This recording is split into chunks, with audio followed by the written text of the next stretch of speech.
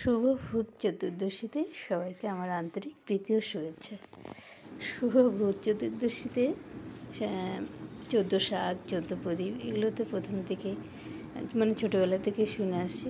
তো আমার শ্বশুরবাড়িতে এসব করে না, তো মা করতে বলে আমি সেই 14 শাকটা বরাবর করি।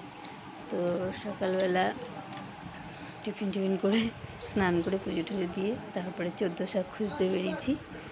তো যেহেতু আমাদের মামড়া বাজার ওই দিনকে বন্ধ ছিল, তো এবারে বাড়ি থেকেই তুললাম একটা একটা করে।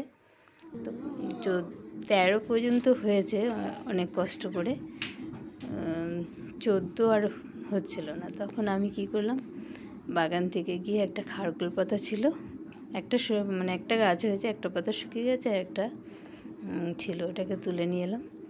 তারপরেও দেখছি 13 হয়েছে, 14 হয়নি। তারপরে মেয়েকে বললাম যে আসার পথে একটা লাউ পাতা নিয়ে আসবি, তো মেয়ে আবার লাউ পাতা না পেয়ে একটা কচু পাতা নিয়ে এসছে। তাহলে এবারে 14 শাকে আমি একটা কচু পাতা একটা খারকুল পাতা অ্যাড করে টোটাল 14 করেছি। তার মধ্যে ছিল পাট শাক, বিলেতি পালন, কানাই শাক, তারপরে ছেঁচি শাক, ঠানকুনি পাতা, সজনে পাতা, কুমড়ো পাতা, তারপরে নোটে শাক, শুশুনিয়া, তারপরে আর মনে পড়ছে না, খারকুল, তেলা কচু আর কচু আর পুঁই শাক দিয়ে এইভাবে 14টা রেডি করেছি। তো খারকুল পাতাটা আমি আর আলাদা করে কিছু করিনি। তো খারকুল পাতা ছিঁড়েছি ভালো করে, সব শাক ধুয়ে।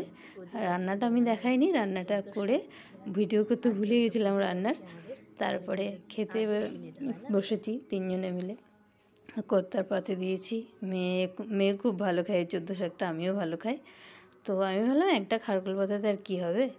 তো আমি সবার পাতে দিলাম, শাকটা বেড়ে দেখছে।